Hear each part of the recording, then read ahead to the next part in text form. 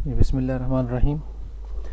आज के इस लेक्चर के अंदर हम थोड़ा सा और आगे चलेंगे और देखेंगे कि ट्रांजैक्शंस रिलेटेड टू परचेज़ क्या होती हैं। कुछ ऐसी चीज़ें होती हैं कि जो परचेज से रिलेटेड होंगी, और कुछ आगे चल के हम देखेंगे कि कुछ ट्रांजैक्शन मैटर्स ऐसे हैं कि जो सेल से रिलेटेड हैं, तो उनको भी हम इसके बाद देखेंगे।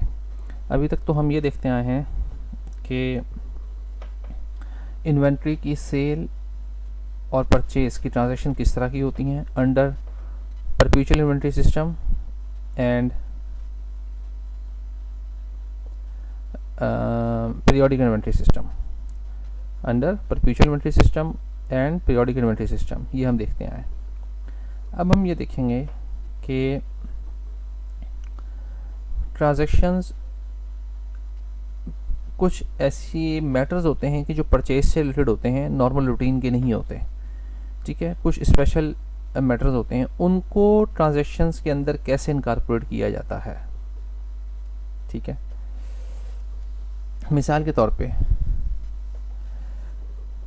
यहाँ पे देखें, वो कह रहा है कि merchandising companies must account for a variety of additional transaction relating to purchase. ठीक है जी, कुछ एडिशनल ट्रांजैक्शन होती हैं परचेज से रिलेटेड, जैसे कि डिस्काउंट्स हैं, मर्चेंडाइज रिटर्न्स हैं, ट्रांसपोर्टेशन कॉस्ट है, क्रेडिट टर्म्स हैं। ठीक है, अच्छा, ये जितना भी हम आगे पढ़ेंगे उसमें हम ये एज्यूम करेंगे कि कंपनी यूज़ कर रही है परपेचुअल इन्वेंट्री सिस्टम।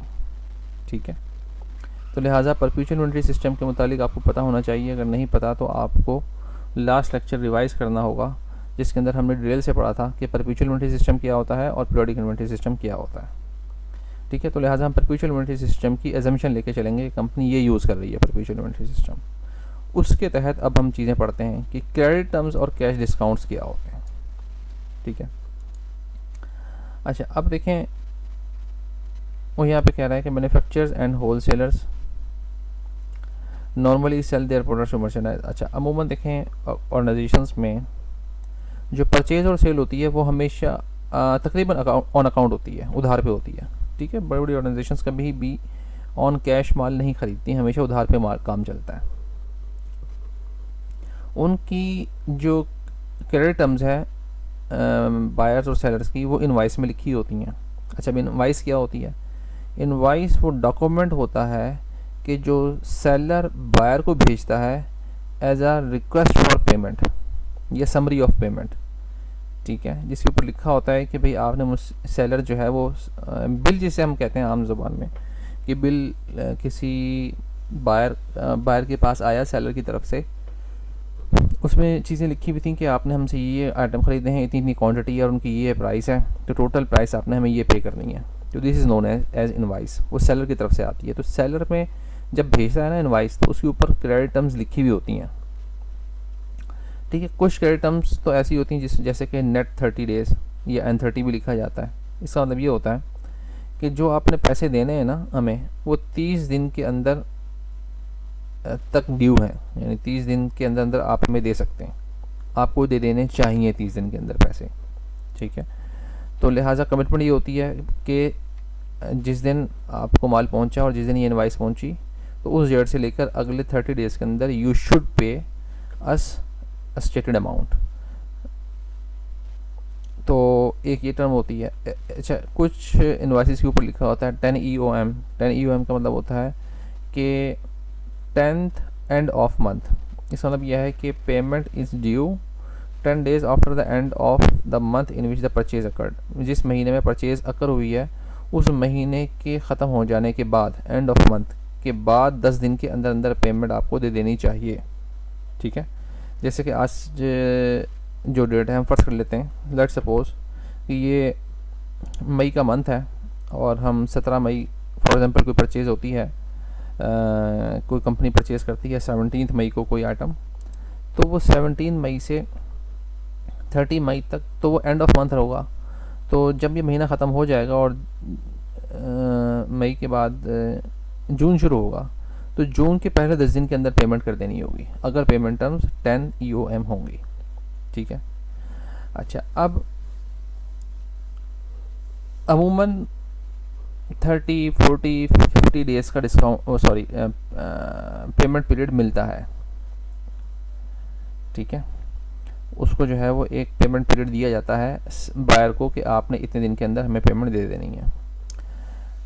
जो सबसे ज़्यादा कॉमनली क्रेडिट टर्म ऑफर की जाती है वो है ये वाली, ये आप देख रहे हैं 2, 10 एंड 30। ये most common credit terms offered, ये बेसिकली सबसे ज़्यादा ऑफर की जाने वाली क्रेडिट टर्म है। ठीक है, इसे हम कहते हैं 2, 10 एंड 30। इससे क्या मुराद है, इसे हम पढ़ेंगे कैसे, 2, 10 एंड 30 यानी 2, 10 नेट 30। इसका मतलब यह है कि देखें यहाँ से देखें, इसका मतलब यह है कि जो पेमेंट कंपनी ने देनी है ना वो 30 दिन के अंदर अंदर दे देनी है।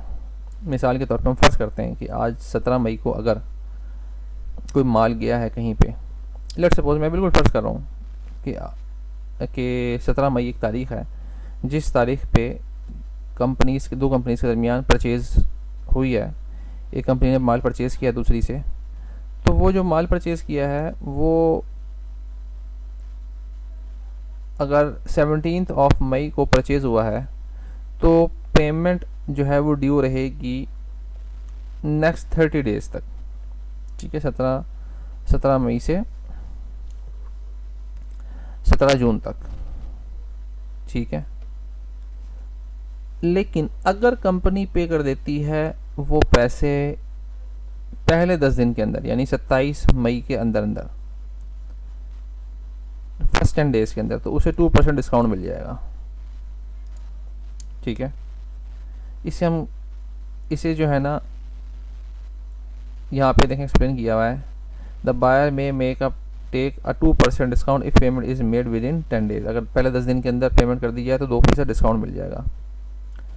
वो पीरियड जिसके अंदर डिस्काउंट अवेलेबल किया जा सकता है उसे हम कहते हैं डिस्काउंट पीरियड, यानी 17 मई से 27 मई तक का जो पीरियड होगा वो डिस्काउंट पीरियड कहलाएगा, फर्स्ट 10 डेज़, क्योंकि इसके अंदर डिस्काउंट अवेल किया जा सकता है। अच्छा, अब ये बेसिकली एक डिस्काउंट है अर्ली पेमेंट के ऊपर।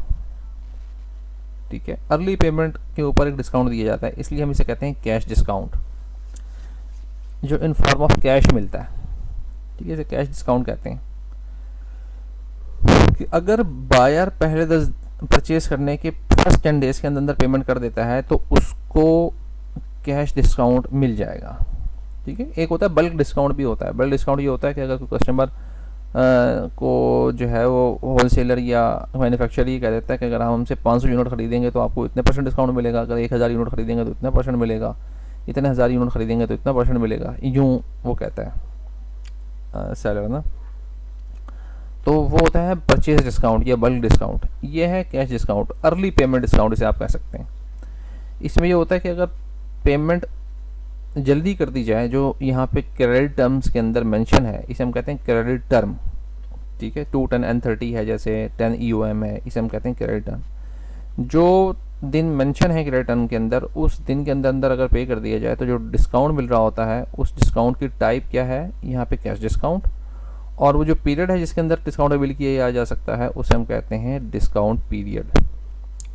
अच्छा, अब देखें बायर डिस्काउंट ले रहा होता है और सेलर डिस्काउंट दे रहा होता है अर्ली पेमेंट पे। तो यहाँ पे अगली लाइन अगर आप देखें लिखा हुआ है, however when often refers to this discount as purchase discount while seller frequently call them sales discount. Buyer की तरफ से हम इसे, क्योंकि बायर परचेज कर रहा होता है तो उसे हम परचेज डिस्काउंट कहते हैं, सेलर जो है वो सेल कर रहा होता है उसे हम सेल्स डिस्काउंट कहते हैं। ठीक है, टर्मिनोलॉजीज आपने याद रखनी है। अच्छा, अब इस डिस्काउंट को under perpetual inventory system record कैसे किया जाता है। ठीक है, अब परपेचुअल इन्वेंटरी सिस्टम में आपको याद होगा हमने पढ़ा था 2 तरीके थे। एक तरीका ये था कि परपेचुअल इन्वेंटरी सिस्टम में ट्रांजैक्शंस जो हैं वो डिस्काउंट, जब हमने पढ़ा था याद होगा आपको, तो हमने ये पढ़ा था कि कंपनी एज्यूम कर लेती हैं। चलिए हम पहले पढ़ते हैं।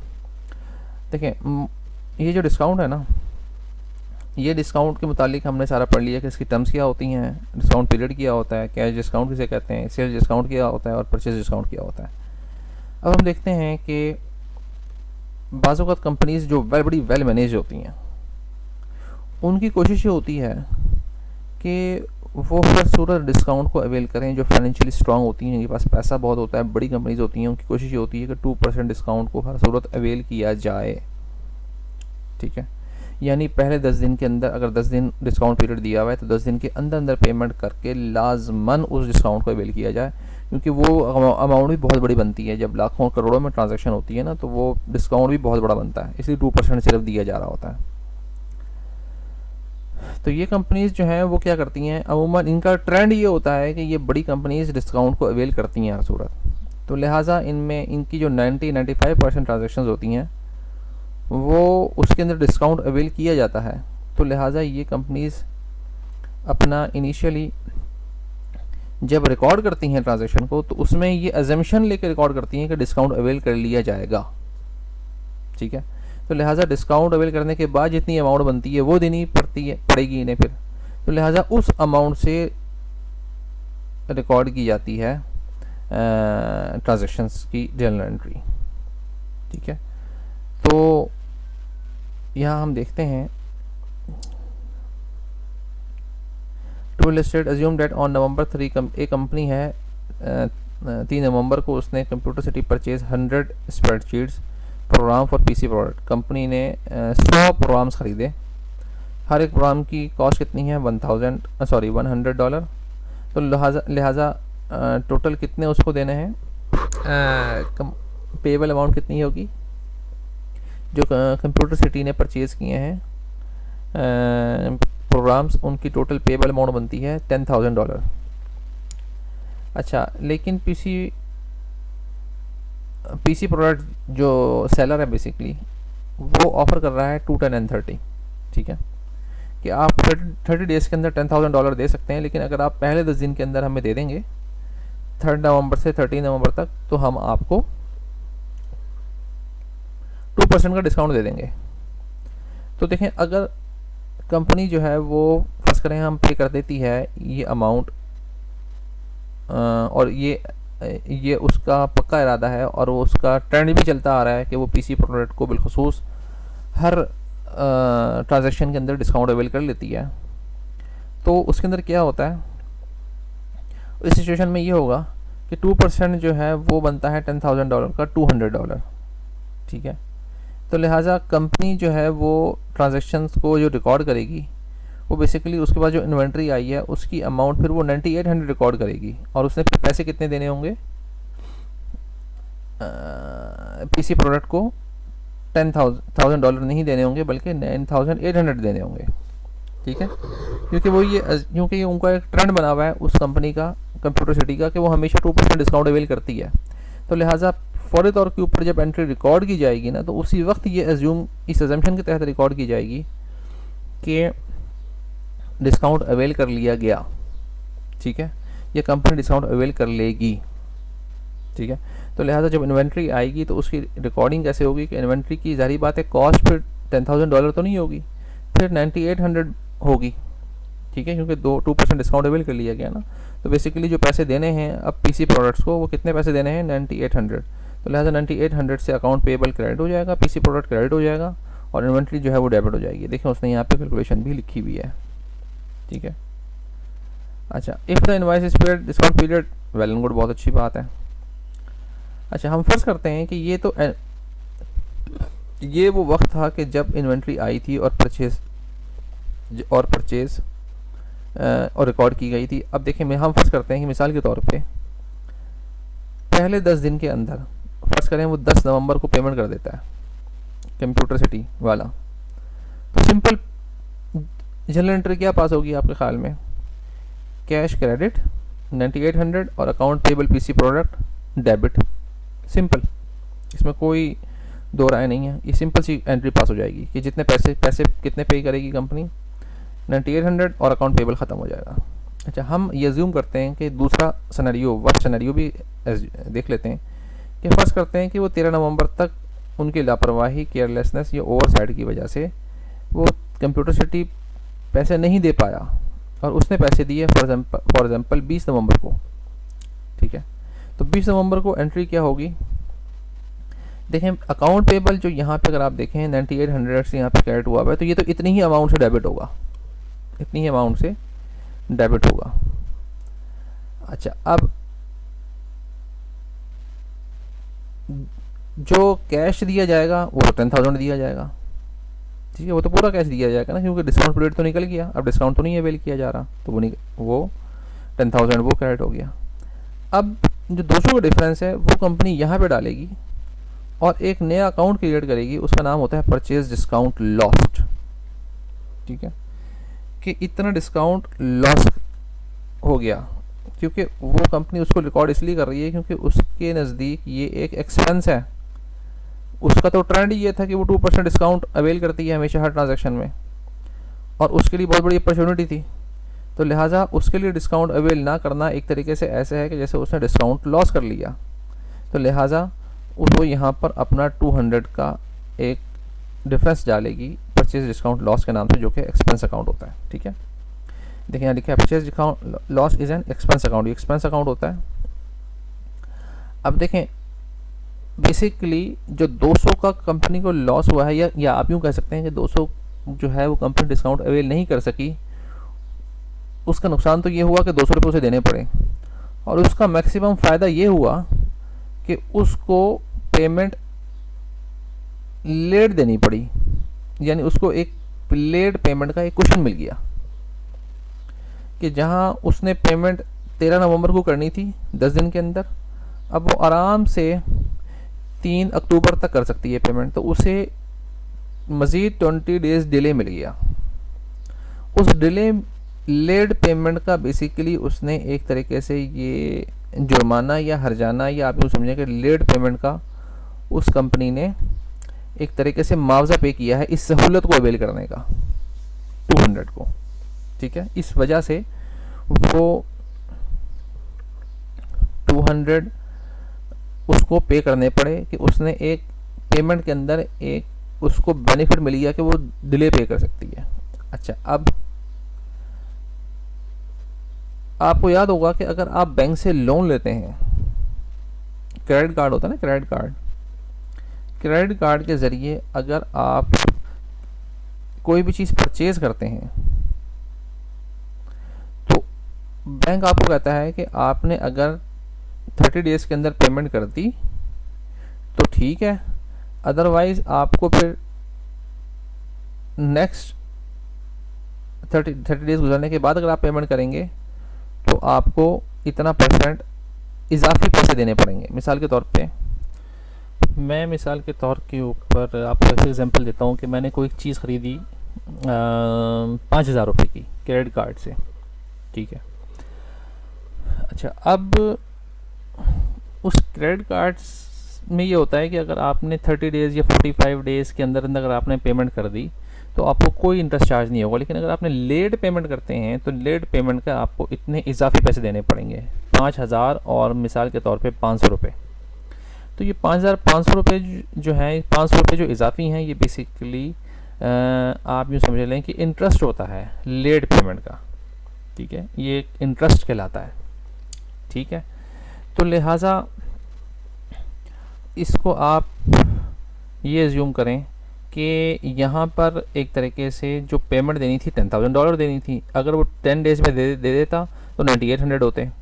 ठीक है, लेकिन 10 डेज़ से जब वो बाद में दे रहा है तो लिहाजा उसको 200 सरचार्ज लग रहा है। तो कंपनी इसको एक तरीके से अपना एक इंटरेस्ट एक्सपेंस लेती है कि लेट पेमेंट का जो एक्सपेंस है। तो जैसे क्रेडिट कार्ड या बैंक से भी अगर आप लोन लें तो अगर आप उसको मुअय्यना मुद्दत से बढ़ा दें और बाद में दें तो वो आपको बैंक भी इंटरेस्ट लगाता है। तो बिल्कुल यहाँ पे भी वही सिनेरियो है, क्योंकि कंपनी का ट्रेंड है हर दफ़ा डिस्काउंट अवेल करना, तो अब वो अवेल नहीं कर पा रही, तो लिहाजा इसलिए कंपनी उसको एक तरीके से फाइनेंस चार्ज रिकॉर्ड करती है, यानी इंटरेस्ट एक्सपेंस। ठीक है, तो लिहाजा इसको अमूमन कंपनी के जहाँ पे अगर आप इनकम स्टेटमेंट आपने बनाई होगी ना, तो वहाँ पे, बल्कि नहीं इसकी मैं आपको बताऊँगा, तो वहाँ पे इंटरेस्ट एक्सपेंस बाकायदा माइनस किया जाता है नॉन ऑपरेटिंग एक्सपेंस में। ठीक है, तो ये बहरहाल जब हम इनकम स्टेटमेंट बनाएंगे इसकी प्रॉपर तो उस पर देखेंगे। ठीक है, अच्छा, अब होता ही है कि देखें यहाँ पे लिखा था use of a purchase discount loss immediately brings to the management attention any failure to take advantage of cash discount offered by supplier. तो उससे ये होता है कि जो हम परचेज डिस्काउंट लॉस अकाउंट बनाते हैं ना, उससे ये फ़ायदा होता है कि कंपनी कभी भी इस अकाउंट को खोल के दे सकती है। कितने कितने ऐसे डिस्काउंट्स हैं कि जो हमें अवेल करके हम पैसे बचा सकते थे और हम नहीं बचा सके, या सेव नहीं कर सके पैसे, तो उनकी टोटल अमाउंट कितनी है।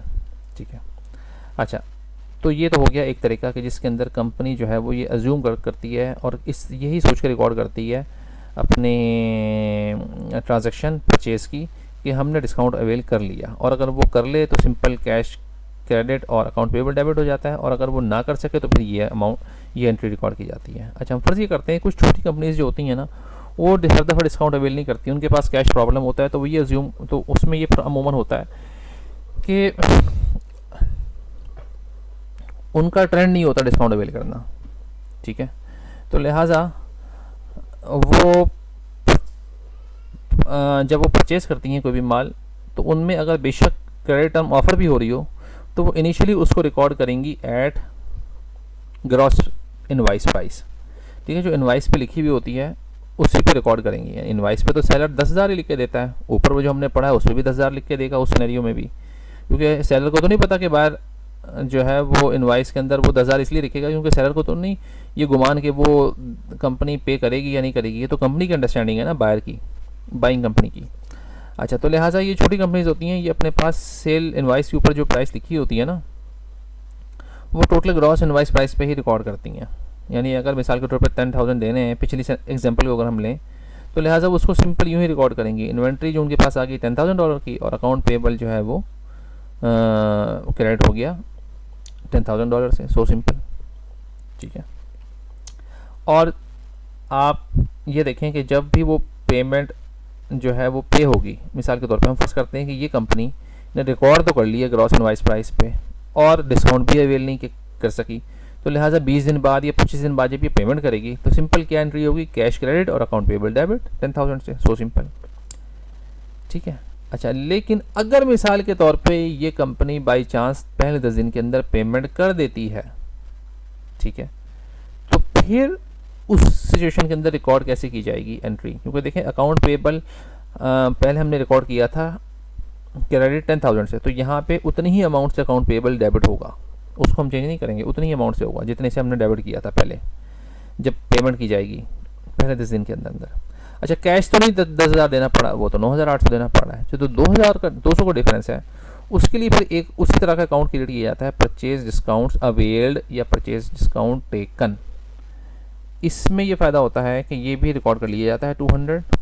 ठीक है, और इसके अंदर फिर ये होता है कि ये जो अकाउंट होता है ये कंपनी इसलिए मेंटेन करती है ताकि इसका वक्तन फ़वक्तन कंपनी जायज़ा लेती रहती है कि हमने इस साल या इस क्वार्टर में या पिछले कुछ सालों के अंदर कितने परचेज डिस्काउंट अवेल करके अपने पैसे बचाए, यानी जो हमने अपनी सेविंग की। तो यूँ इसका एक फ़ायदा हो जाता है, जैसे हम कहते हैं परचेज डिस्काउंट टेकन भी कहते हैं, बाज़ कंपनी सिर्फ परचेज डिस्काउंट्स भी लिख देती हैं। ठीक है, अच्छा, अब होता यह है कि परचेज डिस्काउंट जो है वो बेसिकली अब इन्वेंट्री ऊपर रिकॉर्ड कितने की हुई हुई थी। अच्छा, अब आप इस बात को देखें, ऊपर अगर हम जाएँ तो यहाँ पे इन्वेंट्री कितने की रिकॉर्ड हुई हुई है, 10,000 की पूरी। ठीक है, अच्छा, लेकिन यहाँ पर जो इन्वेंट्री की असल वैल्यू कितनी है, ये तो 9,800 है। ठीक है, ये तो 9,800 है। तो ऐसी सिचुएशन के अंदर फिर हम क्या करते हैं कि जो 200 इन्वेंट्री तो बेसिकली 9,800 की आई है, ऊपर रिकॉर्ड हुई है 10,000 की, तो इस 200 को डिफरेंस को हम ऐसा करते हैं कि इन्वेंट्री के अमाउंट में से यहाँ माइनस कर देते हैं 200 में से। ठीक है, यानी reduction in the cost of goods sold, CGS में से माइनस कर देते हैं, क्योंकि कॉस्ट ऑफ गुड्स सोल्ड के अंदर ये इन्वेंट्री आ रही होती है 10,000 की अमाउंट से जो ऊपर लिखी हुई है यहाँ पे, ये वाली एंट्री CGS के अंदर आ रही होती है। अगर आप ऊपर देखें ना फार्मूला जो बैलेंस शीट दी हुई है, हमने शायद पिछले लेक्चर में या इस किताब में भी आप यूँ सर्च कर सकते हैं, मर्चेंडाइजिंग कंपनीज़ के जहाँ से हमने पढ़ना शुरू किया है वहाँ पे आपको मर्चेंडाइजिंग कंपनीज़ की बैलेंस शीट इनकम स्टेटमेंट मिल जाएगी। तो हाँ, इनकम स्टेटमेंट में आप देखेंगे तो कॉस्ट ऑफ गुड्स सोल्ड की जो कैलकुलेशन है वो मैंने आपको पढ़ाई थी, उसमें लिखा हुआ था कि हम यहाँ पे जो परचेजेस होती हैं या इन्वेंट्री जो परचेज़ की जाती है उसकी अमाउंट लिखते हैं, तो फिर वहाँ पे 200 माइनस हो जाते हैं। ठीक है, ताकि इन्वेंट्री ओरिजिनली 9,800 पर ही उसका बैलेंस शो हो। ठीक है, तो यहाँ पे ये पैराग्राफ आप पढ़ लीजिएगा। इस पैराग्राफ में वो बता रहा है कि कुछ कंपनीज जो है वो नेट कॉस्ट मेथड यूज़ करती हैं, कुछ gross invoice price method use करती हैं। तो हर कंपनी की अपनी अपनी मोटिवेशन है और इंटेंशन है, तो लिहाजा इसको आप पढ़ लीजिएगा। अच्छा, अब देखें थोड़ा सा और आगे चलते हैं। कुछ गुड्स ऐसी होती हैं कि जो कंपनी ना, ऐसा नहीं होता कि हमेशा सेल की जाने वाली गुड्स सक्सेसफुली उनसे बायर या कस्टमर सेटिस्फाई हो जाए, बाज़ों का सेटिस्फाई नहीं भी होता। ठीक है, अब जब वो सेटिस्फाई नहीं होता तो वो बायर उन चीज़ों को डब्बे में पैक करके दोबारा भिजवा देता है सेलर को। बिल्कुल ऐसा ही है जैसे आप दराज से चीज़ें खरीदते हैं तो आपको पसंद नहीं आती तो आप वापस भिजवा देते हैं, ये चीज़ गलत आ गई, डैमेज है, कोई प्रॉब्लम है, तो आप दराज के ऑफिस जाते हैं, उसे दोबारा रिटर्न कर देते हैं, दराज उनको लेके दोबारा सेलर को भिजवा देते हैं। ठीक है, अच्छा अब होता क्या है, अब होता ये है कि उस जो रिटर्न होता है उसको पैसे पर रिकॉर्ड किया जाए। अब ये है सिनेरियो। ठीक है, अब यहाँ पर देखें जो रिटर्न्स हैं हम उसकी देखेंगे कि जब रिटर्न होती हैं चीज़ें तो कैसे उनको एडजस्ट किया जाता है। ऊपर वाली एग्जांपल को लेते हैं कि 3 नवंबर को जो 10 या गालिबन 100 कंप्यूटर परचेज़ किए थे ना, तो उसमें से उसको जो है वो चीज़ें रिटर्न हुई। ठीक है, तो उसने कुछ रिटर्न की, मेरे ख्याल से 1000 उसने परचेज़ किए थे, 1000 थे या 100 थे, वो आप ऊपर देख लीजिएगा। ठीक है, तो लिहाजा वो ये कह रहा है कि 9 नवंबर को कंप्यूटर से return issue to 5 of the spreadsheet programs, उसमें से उसने 5 जो है ना 5 वो स्प्रेडशीट प्रोग्राम्स वापस कर दिए। किस कंपनी को? कंप्यूटर पीसी प्रोडक्ट्स को जो परचेज़ की थी उसमें से 5 वापस कर दिए। एक की कॉस्ट कितनी थी? 100, तो 5 मल्टीप्लाई बाय 100 कितना हो गया? 500। ठीक है, अच्छा अब जब हम उसकी जो रिटर्न्स को रिकॉर्ड करेंगे तो उस वक्त हम ये देखेंगे कि बेसिकली कंपनी ने परचेज़ की एंट्री क्या पास की थी, किस एजम्पशन के तहत पास की थी। आया कि परचेज को रिकॉर्ड किया था नेट कॉस्ट मेथड के तहत या ग्रॉस इनवाइस प्राइस मेथड के तहत, जो अभी हमने ऊपर पढ़ा है अभी। तो जिस लिहाज से उसने परचेजेस को रिकॉर्ड किया था उसी लिहाज से फिर हम रिटर्न को भी रिकॉर्ड करेंगे। हमने चूँकि अभी थोड़ी देर पहले पढ़ा है पहला मेथड नेट कॉस्ट का, कि अगर कंपनी परचेज़ कर रही है माल तो नेट कॉस्ट के तहत, यानी डिस्काउंट, नेट का मतलब है कोई चीज़ माइनस हो रही है, तो यानी नेट कॉस्ट के अंदर जो इन्वेंट्री की प्राइस होती है उसमें डिस्काउंट माइनस करके लिखा जाता है। तो वो हमने पढ़ा था कि कंपनी ये एज्यूम करके रिकॉर्ड करती है नेट कॉस्ट मेथड में परचेजेस को कि उसने डिस्काउंट अवेल कर लेगी। ठीक है, तो लिहाजा इस एजम्पशन के तहत रिकॉर्ड करती है। तो लिहाजा हम ये पहले सिनेरियो लेते हैं कि कंपनी ने, फ़र्ज़ करते हैं कि कंप्यूटर सिटी ने नेट कॉस्ट पर अपनी परचेजेस को रिकॉर्ड किया था। तो लिहाजा जब उसने नेट कॉस्ट पर रिकॉर्ड किया था तो आपको याद होगा तो 9800 उसने दे देने थे। ठीक है, तो लिहाजा 9800 का मतलब यह है कि 100 प्रोग्राम्स थे तो 98 का एक पड़ा, तो 5 प्रोग्राम्स कितने के पड़े? 490 के पड़े। जो रिटर्न हो रहे हैं उनकी कॉस्ट कितनी बनती है 98 के हिसाब से? 495 प्रोग्राम्स की। तो लिहाजा उसके लिए फिर रिवर्स एंट्री जो पास होगी वो ये होगी कि अकाउंट पेएबल जो है अब वो 490 से कम हो जाएगा, क्योंकि 490 के प्रोग्राम्स वापस जा रहे हैं। ठीक है, और इन्वेंट्री भी कम हो जाएगी 490 उतनी अमाउंट से। So simple. ठीक है, तो लिहाजा ये देखा जाता है कि कैसे रिकॉर्ड की गई है एंट्री। अगर नेट कॉस्ट पे रिकॉर्ड किए तो आप ऐसे रिकॉर्ड कर लेंगे, और अगर मिसाल के तौर के ऊपर उसको रिकॉर्ड किया गया था परचेज को ग्रॉस प्राइस के ऊपर, तो फिर तो यहाँ पे 500 आ जाता सिंपल, इसमें तो कोई दो राय नहीं। ठीक है, सिंपल यहाँ पे इन्वेंट्री 1000 की थी ना, 10,000 की थी, तो उसमें 500 यहाँ लिखा आ जाता है, इन्वेंट्री क्रेडिट हो जाती 500 से, क्योंकि ये एजम्पशन ही नहीं होती ग्रॉस इनवाइस प्राइस मेथड के अंदर कि कंपनी जो है वो डिस्काउंट अवेल करेगी या नहीं करेगी। उसमें जो पूरी इनवाइस की प्राइस होती है उसी के ऊपर बेसिकली परचेज रिकॉर्ड की जाती है। तो लिहाजा हम उसी अमाउंट से हम भी इस एंट्री को, रिटर्न्स को रिकॉर्ड कर देंगे। ठीक है, वेरी सिंपल। आगे चलते हैं। अब देखें जो ट्रांसपोर्टेशन कॉस्ट होती है इसको हम देखते हैं कि ये क्या होती है।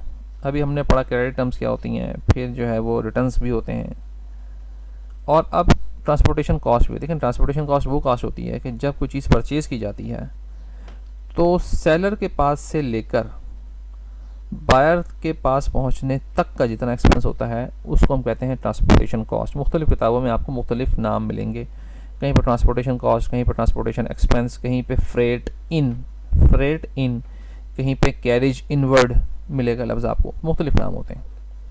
अमूमन ये खर्चा जो है चूँकि बायर परचेज़ कर रहा होता है तो ये बायर के एंड पे जाता है खर्चा, ठीक है, कि उसको इतना खर्चा देना पड़ेगा बायर को। तो लिहाजा वो बायर को देना पड़ेगा खर्चा, तो लिहाजा होता ये है कि उसको फिर रिकॉर्ड कैसे किया जाए, यहाँ ये सवाल पैदा होता है कि उसको रिकॉर्ड कैसे किया जाए। वो हम देखते हैं कि ट्रांसपोर्टेशन कॉस्ट कहाँ जाती हैं। अच्छा, अब वो ये कह रहा है कि transportation cost relating to acquisition of the inventory और any other asset are not expense of the current period, other charge are part of the cost of asset being acquired. उसका मतलब यह है, वो कह रहा है कि ट्रांसपोर्टेशन कॉस्ट जो है वो बेसिकली एक्सपेंस नहीं होता कि जो हम इनकम स्टेटमेंट में एज एक्सपेंस चार्ज करते हैं, बल्कि ये जो भी चीज़ आप परचेज़ कर रहे होते हैं ये उसकी कॉस्ट में ऐड हो जाता है। मिसाल के तौर पे अब मैं मिसाल देता हूँ आपको, आपने कोई चीज़ परचेज़ की दराज से, ठीक है, तो वो परचेज़ की आपने 50 रुपये की, छोटे सा आइटम था, और दराज से जो आपने परचेज़ की तो आपको आने तक का पर्चा पड़ा 69 रुपीज़ या 64 रुपीज़, ठीक है। वो बेसिकली आपको चार्जेस ऑटोमेटिकली लगा देता है दराज, ठीक है। तो फ़र्ज़ करते हैं कि आपको टोटल जो ख़र्चा पड़ा मिला के 35 रुपये की चीज़ थी, 65 रुपये उसके आने पे लगे, ठीक है। तो ये तो हो गया टोटल 100 रुपये, तो असल में तो आपको चीज़ 100 रुपये की पड़ी ना, तो ये उस वक्त पड़ी कि जब आपने आने का ख़र्चा, मंगवाने का ख़र्चा भी उसमें ऐड किया, तब आपको पड़ी। तो लिहाजा जो ट्रांसपोर्टेशन कॉस्ट है वो इन्वेंट्री की प्राइस के अंदर ऐड कर दी जाती है, ठीक है। आपको याद होगा मैंने आपको पढ़ाया था कि नेट परचेजेस और नेट सेल्स को मालूम करने का तरीका क्या होता है।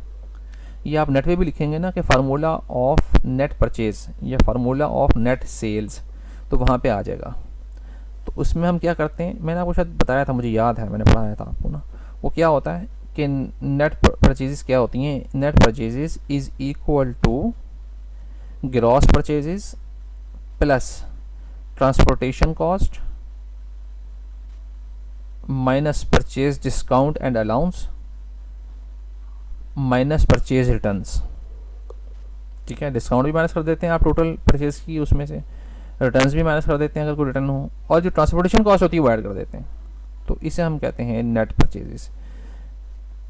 तो लिहाजा परचेजेस जो हैं वो ऐड की परचेज के अंदर ऐड की जाती है ट्रांसपोर्टेशन एक्सपेंस, यानी मंगवाने की जो कॉस्ट होती है वो ऐड की जाती है।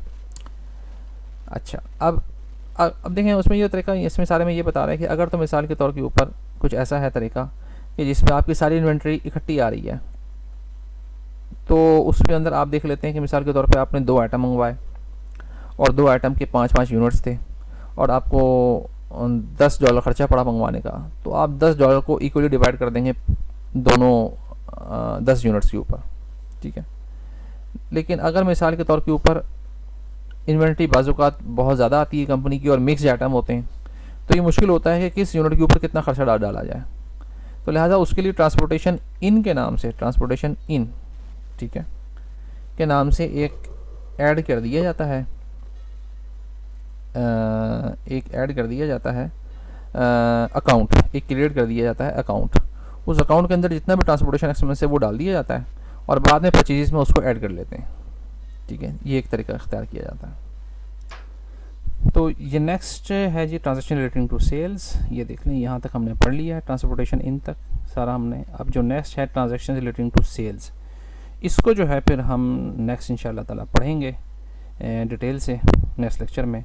तो अभी तक जितना भी ये हमने पढ़ा है उसको आप कोशिश करें कि कर लें तैयार, उसको रिवाइज़ करें, नेट से देखें और नेट पे वीडियो सुनें, यूट्यूब देखें, गूगल करें, तो इंशाल्लाह ताला आपको ये चीज़ें क्लियर हो जाएंगी।